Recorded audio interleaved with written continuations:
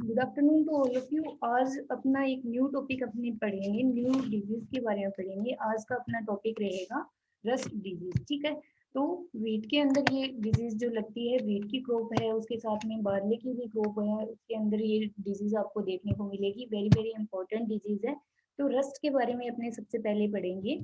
तो सबसे पहले तो मेरे को ये बताइए आप कि जंग लगता किस वजह से है। मतलब कि पौधे के ऊपर एक पोस्चुल बनता है, ठीक है। और पोस्चुल क्या होता है, अब आप सभी बुक्स के अंदर पढ़ लोगे कि हाँ जी ये पोस्चुल है, पोस्चुल है, वर्ड आप बार बार देखोगे पोस्चुल। बट किसी को, मेरे को लग रहा है कि इसमें से एक या दो ही स्टूडेंट होंगे जिनको पता होगा कि पोस्चुल होता क्या है, और बाकी सभी ऐसे उसको समझने की कोशिश नहीं करते हो कि है क्या। तो जितने भी आपके पास वर्ड आते हैं उन एक एक वर्ड को आप समझा कीजिए उसका मतलब। इसी वजह से आपकी जो चीजें हैं वो ज्यादा क्लियर होंगी, ठीक है। तो जैसे ये मैंने एक लीफ की स्ट्रक्चर बनाई है इधर, ठीक है। तो ये कोई भी लीफ है, ठीक है। और ये हो गया अपना प्लांट का स्टेम, ठीक है। तो स्टेम या लीफ के ऊपर क्या होता है कि ये जैसे मान लिया इधर साइड में मैं ड्रॉ कर रही हूँ, ये देखना कि ये लीफ के जैसे एपिडर्मिस है, ठीक है। एपिडर्मिस मतलब तो समझ रहे हो, जो कि बाह्य त्वचा जैसे रहती है। वहां क्या होता है, एक इस तरह से उभार आ जाता है, या फिर एक फफोला मान लो, ठीक है। एक उभार होना, एक फफोला होना, उसी को अपने क्या बोलते हैं, पोस्चुल बोलते हैं, ठीक है। तो लेटर स्टेज में वो क्या होता है कि पोस्चुल फट जाता है। फटने के बाद क्या होगा कि इसके अंदर जो स्पोर्स रहते हैं, ठीक है, इसके अंदर ये स्पोर्स से भरा हुआ रहता है। तो वो स्पोर रहते हैं तो वो बाहर की तरफ आ जाते हैं, और बाहर आने के बाद क्या अपने को क्या देखने को मिलता है प्लांट के ऊपर, ऐसे रस्टी अपीयरेंस देखने को मिलती है। ऐसे लगता है कि जैसे जंग लगा हुआ है प्लांट के ऊपर, ठीक है। और लेटर स्टेज में वो जो स्पोर्स है वो ब्लैक कलर में कन्वर्ट हो जाते हैं टीलियोस्पोर की वजह से। तो उसके ऊपर आपको ये ब्लैकिश कलर देखने को मिलता है, वो स्पोर है वो ब्लैकिश कलर के हो जाते हैं, ठीक है। इसीलिए इसको बोला गया है ब्लैक रस्ट, ठीक है। तो सबसे पहले अपने देखेंगे, मैंने आपको बताया कि अपनी रस्ट डिजीज के बारे में पढ़ेंगे।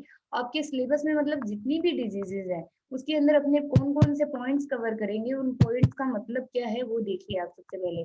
तो इसके अंदर अपने जनरल उसका इंट्रोडक्शन पढ़ेंगे। इंट्रोडक्शन में कौन कौन सी चीजें आ जाएंगी, जैसे मतलब वो डिजीज है वो कहाँ पे सबसे पहले जैसे डिस्कवर हुई, और कैसे कैसे उसने कहाँ कहाँ ज्यादा लॉस किया है, कौन से साइंटिस्ट का उसमें एक्टिव पार्टिसिपेशन रहा है, कौन से साइंटिस्ट का उसका अच्छा रोल उसके अंदर रहा है, ठीक है। तो वो सारा कितना वो लॉस करती है, ये सारा का सारा आप इंट्रोडक्शन के अंदर पढ़ते हो, ठीक है।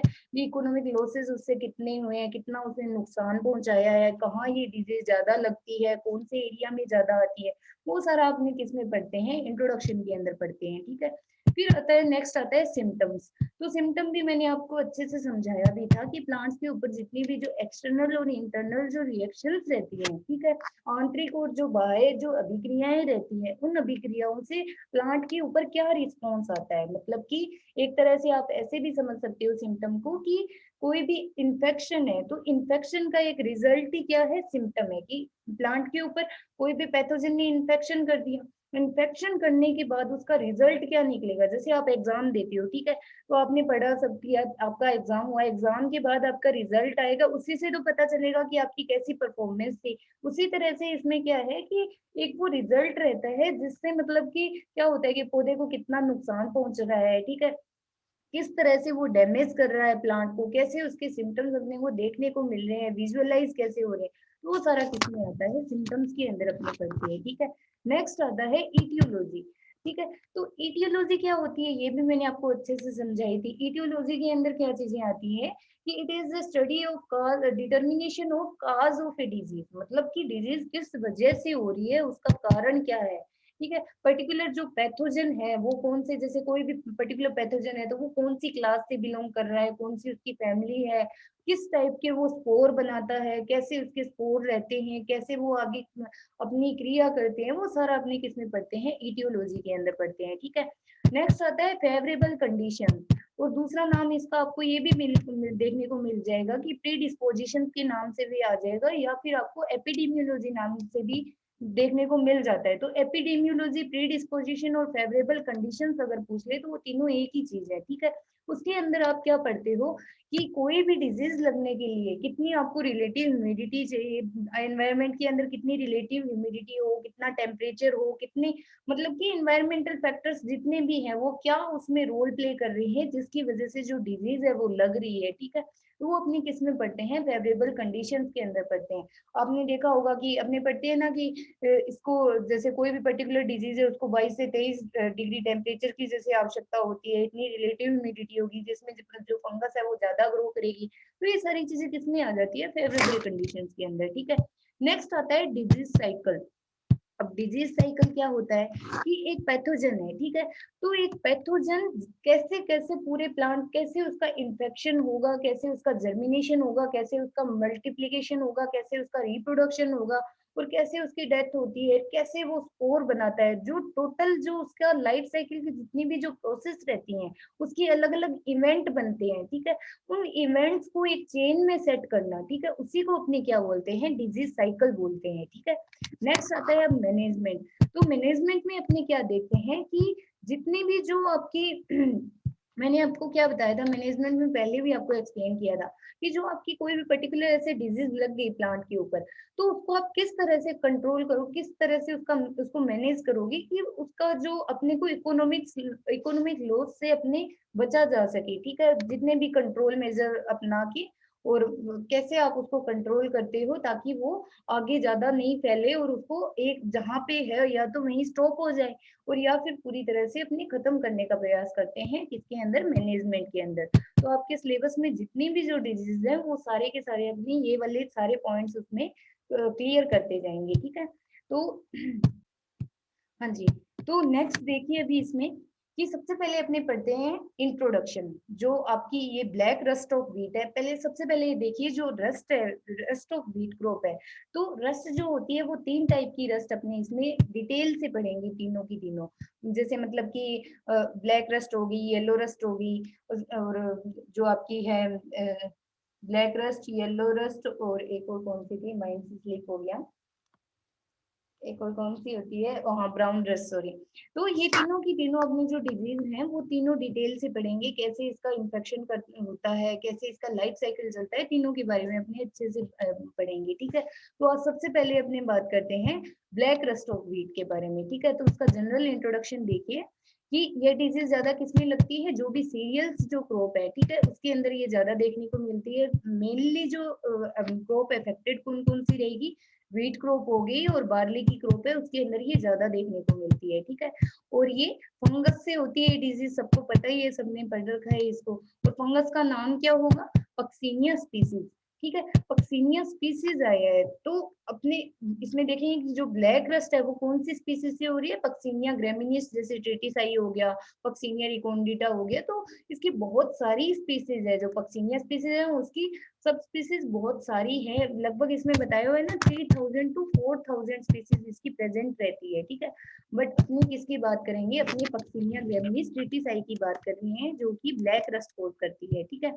तो सबसे पहले इसके जनरल इंट्रोडक्शन में क्या आता है कि जो पक्सीनिया है, ठीक है, तो जो पक्सीनिया फंगस है वो एक ओब्लिगेट पैरासाइट है।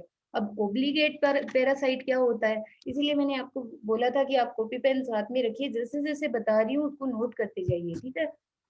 तो ओब्लिगेट पैरासाइट क्या होता है, जिसको कि आप बोलते हो हिंदी में अविकल्पी परजीवी, ठीक है। अविकल्पी परजीवी मतलब जिसके पास कोई भी विकल्प नहीं है, कोई भी उसके पास ऑप्शन नहीं है, ठीक है।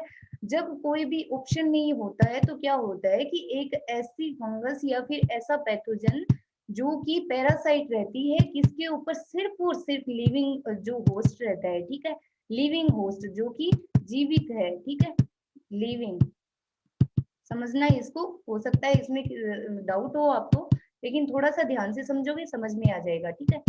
तो जितने भी जो लिविंग रहते हैं, ठीक है, सॉरी मैं स्पेलिंग थोड़ी सी गलत कर दी, तो जितने भी जो लिविंग स्पीसीज रहती है, ठीक है, लिविंग जो होस्ट रहता है, जैसे लिविंग होस्ट कौन सा है आपका प्लांट, अगर प्लांट जिंदा है तो ही ये जो फंगस है उसके ऊपर अटैक करेगी, अदरवाइज वो नहीं कर सकती है, ठीक है। तो ये क्या है, ओब्लिगेट पैरासाइट है, मतलब उसके पास और कोई दूसरा विकल्प नहीं है, वो सिर्फ और सिर्फ एक लिविंग होस्ट पे ही अटैक करती है, लिविंग होस्ट पे ही पैरासाइट रहती है, ठीक है, जिसको कि अपने क्या बोलते हैं, रस्ट बोलते हैं, ओब्लिगेट पैरासाइट है, ठीक है। ये 1 मार्क्स का क्वेश्चन आपके पेपर में भी आपको देखने को मिल सकता है, ठीक है। फिर नेक्स्ट पॉइंट आता है, ये भी वेरी वेरी इंपॉर्टेंट है कि it is a heteroecious rust. Heteroecious को हिंदी में बोलते हैं भिन्नाश्रयी, भिन्नाश्रयी या फिर हेट्रोसियस, ठीक है। तो हेट्रोसियस का मतलब क्या है, इसकी जो नेचर होती है रस्ट की वो हेट्रोसियस रहती है। अब हेट्रोसियस का मतलब क्या होगा कि इसको अपना लाइफ साइकिल कंप्लीट करने के लिए, इसको अपना लाइफ साइकिल कंप्लीट करने के लिए 2 होस्ट की जरूरत पड़ती है, ठीक है। इसको अपना एक लाइफ साइकिल जो रहता है उसको कंप्लीट करने के लिए 2 होस्ट की जरूरत पड़ेगी, एक सिंगल होस्ट के ऊपर ये अपना लाइफ साइकिल जो है वो कंप्लीट नहीं कर सकता है, ठीक है। तो इसीलिए इसको क्या बोलते हैं, हेट्रोसियस रस्ट बोलते हैं, ठीक है। इसको भी मैं आगे और ज्यादा अच्छे से आपको क्लियर करवाऊंगी कि कौन कौन से उसमें होस्ट कौन कौन से रहते हैं, वो सभी नेक्स्ट की स्लाइड में बताऊंगी, अभी के लिए आप इतना समझ लीजिए। रिक्वायर्ड 2 अल्टरनेट होस्ट, ठीक है, इसीलिए इसको क्या बोला है कि हेट्रोसियस बोला है, ठीक है। और एक मैक्रोसाइक्लिक इसका लाइफ साइकिल रहता है। मैक्रोसाइक्लिक लाइफ साइकिल का मतलब क्या होता है कि इसमें 5 टाइप के स्पोर बनते हैं, लगभग इसमें 5 टाइप के स्पोर बनते हैं, इसीलिए इसको मैक्रोसाइक्लिक लाइफ साइकिल बोला है। भी मैक्रो साइक्लिक भी मतलब मैक्रो साइकिल बोला है कि उसका बहुत बड़ा एक लाइफ साइकिल रहता है जिसके अंदर 5 टाइप के इसमें स्पोर बनते हैं, ठीक है। और इसका कॉमन नाम क्या रहेगा, रस्ट रहेगा, जिसको कि आप हिंदी में बोलते हो रोली रोग, ओके। और उसका दूसरे भी नाम आपको सुनने को मिल जाते हैं, कहीं कहीं एरिया वाइज इसके नाम भी अलग अलग रहते हैं, जैसे राती बोल दिया, गेरुआ बोल दिया, ठीक है, और तुम बोरा बोल दिया। तो इस तरह से इसके अलग अलग जगह के हिसाब से इसके नाम भी जो है वो अलग अलग इसको बोला जाता है। तो एक इम्पोर्टेंट डिजीज है, ठीक है। नेक्स्ट अपनी इसी में कंटिन्यू करेंगे। तो ये आ जाता है आपका इंट्रोडक्शन हो गया। अब अपनी ईटियोलॉजी की बात करते हैं, ठीक है।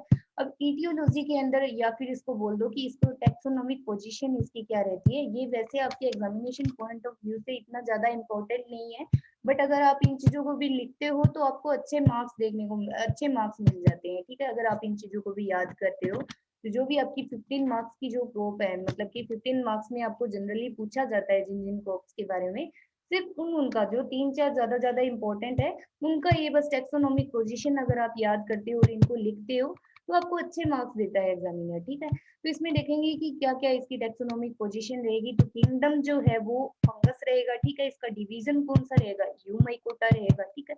इसका सब डिवीजन ये इंपॉर्टेंट है, ये आपको याद रखना है कि सब डिवीजन इसका कौन सा है, बेसिडियम माइकोटिना है, ठीक है। ये एक बेसिडियम माइकोटिना जो क्लास है उसकी फंगस है, ठीक है। नेक्स्ट है क्लास इसकी रहेगी टीलियोमाइसिटीज, और ऑर्डर इसका कौन सा रहेगा, यूरिडिनेल्स रहेगा, ठीक है। यूरिडिनेल्स रहेगा मतलब इसमें कौन से स्पोर बनते हैं, यूरिडियो स्पोर बनते हैं, और यूरिडिनेल्स इसका ऑर्डर रहेगा, ठीक है। इसकी फैमिली रहेगी पक्सिनियासी, ये तो आपको वैसे ही याद ही रहेगा, पक्सिनिया से हो जाएगा। जीनस रहेगा पक्सिनिया, और स्पीसीज क्या रहेगी, पक्सिनिया ग्रेमिनिस ट्रिटिसाई, ओके। तो ये आपको एक जनरल मतलब मैंने आपको बताया, अगर याद हो तो अच्छी बात है, अगर नहीं भी याद हो तो इसको स्किप कर देना, कोई बात नहीं। नेक्स्ट अभी इसमें देखिए आप ये टाइप ऑफ रस्ट, कि व्हीट के अंदर कौन कौन से टाइप की रस्ट होती है, ठीक है। तो उसके ऊपर अपने बात करते हैं। सबसे पहले देखते हैं कि व्हीट के ऊपर आपको 3 टाइप की रस्ट देखने को मिलती है। फर्स्ट कौन सी है, स्टेम रस्ट, ठीक है। कौन सी, स्टेम रस्ट का कोजल ऑर्गेनिज्म क्या रहेगा, पक्सिनिया ग्रेमिनिस ट्रिटिसाई। और उसका दूसरा नाम क्या है, ब्लैक रस्ट, ठीक है। ब्लैक रस्ट या फिर स्टेम रस्ट, दोनों के नाम से 1 मार्क्स का क्वेश्चन आपको एग्जामिनेशन में देखने को मिल जाएगा। बहुत बार ऐसा पूछ लिया जाता है कि black rust is also known as, तो आगे आपको फिल इन द ब्लैंक्स दे देंगे, तो उसमें आपको लिखना है कि स्टेम रेस्ट भी इसका जो ज्यादा जो इन्फेक्शन रहता है वो कहाँ पे रहता है, जो वीट का जो स्टेम पोर्शन है ये उसके ऊपर ज्यादा देखने को मिलती है। उसके जो स्पोर रहते हैं वो मेनली स्टेम को इन्फेक्ट करते हैं, इन्फेक्शन उसका स्टेम पर होता है, इसीलिए उसको क्या बोला जाता है, स्टेम रस्ट बोला जाता है, ठीक है। नेक्स्ट आता है लीफ रस्ट। लीफ रस्ट नाम से पता चल रहा कि जो लीफ पे लगती है, जिसका कोजल ऑर्गेनिज्म क्या रहेगा, पक्सिनिया रिकोन्डिटा। ठीक है, पक्सिनिया रिकोन्डिटा, जिसको कि आप क्या बोलते हो, ब्राउन रस्ट भी बोला जाता है। इसके ब्राउन कलर के स्पोर बनते हैं, इसलिए इसको ब्राउन रस्ट बोला गया है। नेक्स्ट आता है पक्सिनिया स्ट्राइपोर्मिस, जिसका कि दूसरा नाम क्या है, स्ट्राइप रस्ट। अब स्ट्राइप रस्ट को आप थोड़ा सा ध्यान से समझिए कि क्या होती है, कि ये कोई भी जैसे आपकी एक लीफ है, ज्यादातर बॉयज से मैं पूछना चाहूंगी कि सारे जितने भी बॉयज हैं वो ज्यादातर शर्ट पहनते हो स्ट्राइप्स वाली, बोलते हो कि ये स्ट्राइप वाली शर्ट है, बोलते हो ना सभी। तो उसी तरह से इसमें क्या होते हैं कि एक स्ट्राइप बन जाती है, मतलब पत्ती में इस तरह से येलो कलर की धारियों का बनना, बोलते हैं ना स्ट्राइप वाली शर्ट है। कभी शॉप पे जाओ तो मांगना कि भैया स्ट्राइप वाली शर्ट दे दे, तो वो आपको कैसी शर्ट दिखाएगा, देखना कि ऐसी ऐसी जो धारियां रहती है ना, ऐसी मतलब थोड़ी सी ऐसे मोटी धारियों वाली जो शर्ट रहती है, उसी को अपने बोलते हैं कि स्ट्राइप। ठीक है, तो जो पत्ती रहती है उसके ऊपर आपको येलो कलर की इस तरह की धारियां देखने को मिलती है, इसी वजह से इसका नाम दे दिया गया है स्ट्राइप रस्ट। ओके, जिसका कि जो कोजल ऑर्गेनिज्म क्या रहेगा, नाम से पता चल जाएगा, पक्सिनिया स्ट्राइपोर्मिस। ओके, और जिसको कि क्या बोलते हैं, येलो रस्ट बोलते हैं। ठीक है, येलो रस्ट की येलो कलर की जो धारियां हैं वो बनेगी, इसलिए इसका नाम दे दिया स्ट्राइप रस्ट। और इसका कोजल ऑर्गेनिज्म क्या रहेगा, पक्सिनिया स्ट्राइपोर्मिस। और जो लीफ रस्ट है उसका कोजल ऑर्गेनिज्म क्या रहेगा, पक्सिनिया रिकोन्डिटा। और जिसको कि क्या बोलते हैं, ब्राउन रस्ट भी बोलते हैं। और जो स्टेम रस्ट है उसका कोजल ऑर्गेनिज्म क्या रहेगा, पक्सिनिया ग्रेविनिस ट्रिटिसाई। और उसका दूसरा नाम क्या रहेगा, ब्लैक रस्ट। तो ये आपके जो आपका प्री पीजी का एग्जाम होता है उसमें, और पैथोलॉजी से रिलेटेड आप जैसे कोई भी एग्जाम दो आप, उसमें सब में ये सारी चीजें आपको बार बार पूछी गई हैं, वेरी वेरी इंपॉर्टेंट है। कोई भी आप कंपटीशन एग्जाम दो उसके पॉइंट ऑफ व्यू से भी, इसमें डायरेक्ट आपको कोजल ऑर्गेनिज्म भी पूछा जाता है, प्लस आपको इनसे भी क्वेश्चन आता है कि जो स्टेम रस्ट है उसका दूसरा नाम क्या है, ब्लैक रस्ट है। या फिर ब्लैक रस्ट दे देंगे कि ब्लैक रस्ट कहाँ लगती है, तो स्टेम पे लगती है, तो इसलिए इसका नाम है स्टेम रस्ट। लीफ रस्ट का भी नाम पूछा गया है और स्ट्राइप रस्ट का भी नाम पूछा गया है। तो यहाँ से इसका या तो इसका पैथोजन पूछ लेंगे या फिर डायरेक्ट इसका नेम पूछ लिया जाता है। तो ये आपके कोई भी कंपटीशन एग्जाम हो उसके पॉइंट ऑफ व्यू से भी इम्पोर्टेंट है, प्लस आपके यूजी के जो एग्जाम है उसके पॉइंट ऑफ व्यू से भी इम्पोर्टेंट है। ओके, तो नेक्स्ट अपने इसमें देखते हैं, स्टेम रस्ट की बात कर रहे थे अपने, जो कि ब्लैक रस्ट होती है, इसके सिम्टम किस तरह से देखने को मिलते हैं। इस तरह से आप ये स्टेम पोर्शन पे, जैसे मैंने ये पिक्चर डाली है, इसमें भी पूरी तरह से क्लियर है कि आपको किस तरह से स्टेम जो पोर्शन है, वीट प्लांट का जो स्टेम पोर्शन है उस पे किस तरह से जो स्पोर है वो लगते हैं। देखिए आपको लग रहा है प्लांट को देखने में ऐसे लग रहा होगा कि ऐसे जंग लगा हुआ है जैसे। ठीक है, तो लेटर स्टेज में ये जो सारे के सारे जो स्पोर है वो ब्लैक कलर में कन्वर्ट हो जाते हैं, इसीलिए इसको ब्लैक रस्ट बोला गया है। ओके, तो सबसे पहले तो